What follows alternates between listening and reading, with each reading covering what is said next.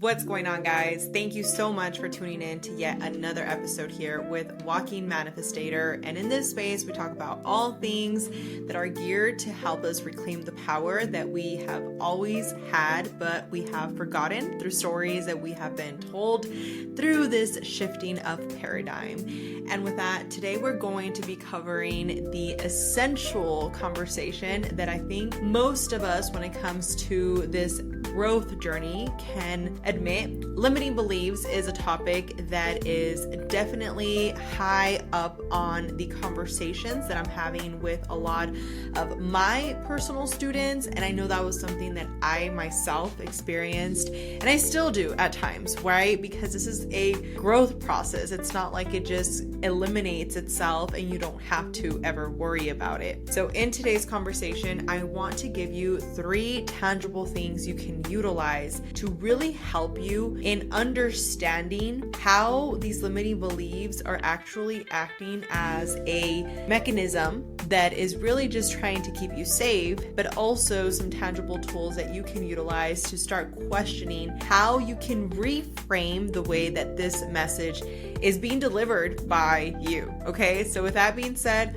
let's dive deep. And I do want to say, a lot of the times when it comes to manifesting, okay, we think about manifesting as either thinking, feeling, or acting. And in reality, the people that learn how to manifest are the people that are able to actually utilize the 3, because that is how you're able to bring anything into your reality. If you've been following along the videos, whether it's because you're investing in your personal development or simply because you're also learning more about manifesting, something that is essential in this growth is understanding that all of these 3 signals go together.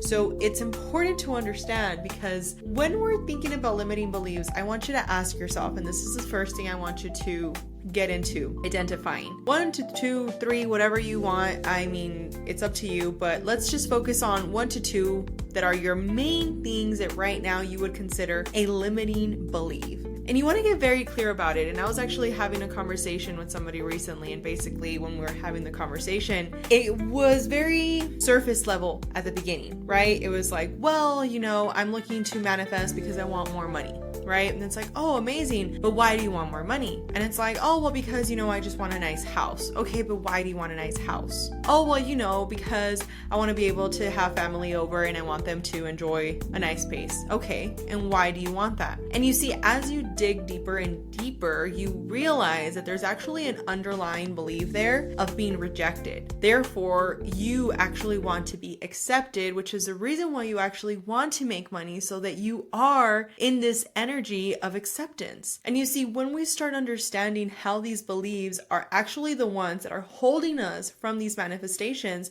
and we simply identify them, that already is allowing you to start detaching from that belief system that you have been conditioning yourself with, right? Now, the second thing you want to focus on is, if we don't change this belief, what is ultimately the worst case scenario? And this is something that I personally encourage you to really take the time to journal about.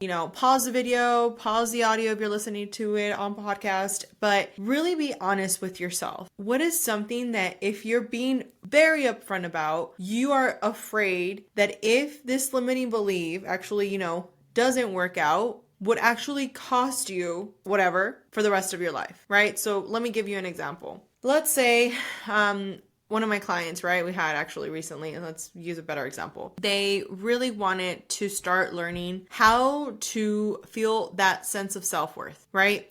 And they knew going into the course that they had invested in themselves because they wanted more accountability, right? We've talked about this, and I've mentioned this to you guys. Whenever you're going to go and invest in yourself and you're going to, buy a course or get some type of coaching, make sure the people that you're choosing to actually work with, number 1, are teaching you about the fact that you're the one that holds all the power, not them. Don't, idolize them, and don't glorify them. They're people, and that's something very essential for you to understand. But number 2, it's also important for them to be very upfront with the situation, right? Of the implementation fact, because all this information is available to you online. Really, when you're paying for this, it's because you want implementation, right? When you're paying for any type of coaching, whether it's to go to the gym because you want to, grow your glutes, and now you want to make sure you're actually getting accountable, right? And you are not slacking off and checking your phone and slacking off, right? So now you pay for that certain level of accountability. Personally, that's the way I see it whenever I invest in anything.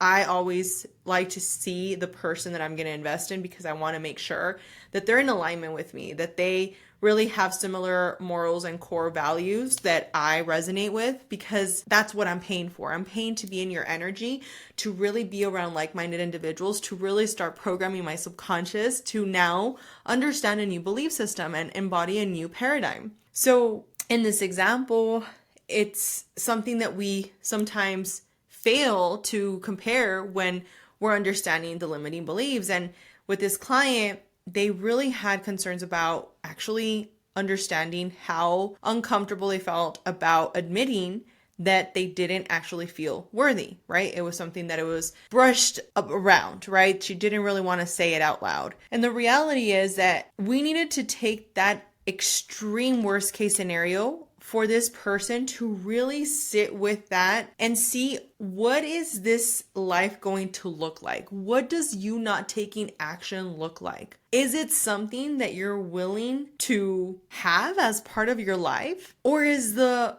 risk actually not outweighing that reward? Because if it is not, then obviously you know that you want the risk to absolutely outweigh the reward. So in this example, now that we've identified, right, what that worst case scenario is, what's that new belief, which is step number 3, that we can implement into our subconscious? And something that I want to share with you when it comes to, these belief bursting, ideas that we're talking about. At the end of the day, anything that you're learning, it really takes repetition. And I really, really resonated with this recently, because I was reading this book and it said, when motivation goes out the door, discipline has to be knocking, right? It has to be ready to go. And it is so true, because sometimes, and I don't know about you, but there's been moments in which I have not felt like doing something, right? You don't feel like doing it. You don't feel like going to the gym all the time. You don't feel like eating healthy all the time. You don't feel like,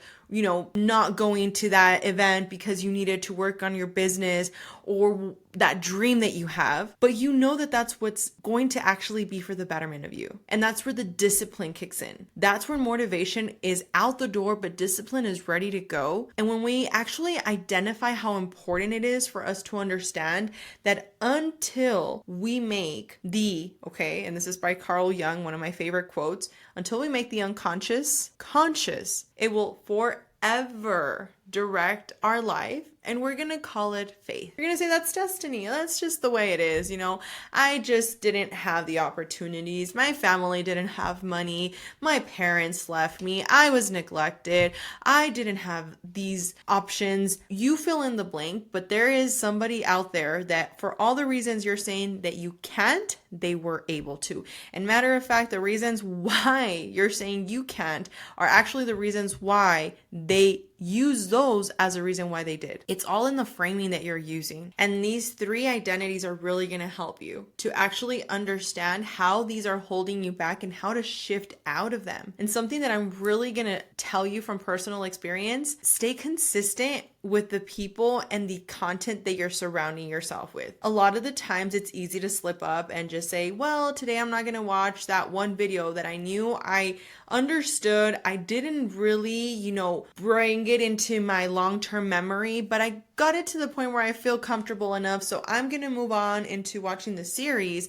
I'm not going to actually finish, embodying this material. And then later you slip up a few weeks down the road and then you wonder why it didn't work. Well, it's not that it didn't work. It's just that you didn't really execute. You didn't stay consistent, right? And this is how we change. So make sure the people you're surrounding yourself with is adding to your life and not extracting from your life, not removing the essence from your life. This is something that I had as a question actually this week by one of our listeners. You know who you are, that you're listening to this podcast and or watching us on YouTube, because I know you follow on both accounts. And she was telling me, that sometimes when it comes down to these situations, it can be like easier said than done. Right? It can be these situations in which the little differences that you're embodying, the material that you can continue to repeat, is what sets the difference. And she was talking about how in that moment she found herself judging somebody, literally judging somebody. And then she realized that the reason she was judging this person was actually because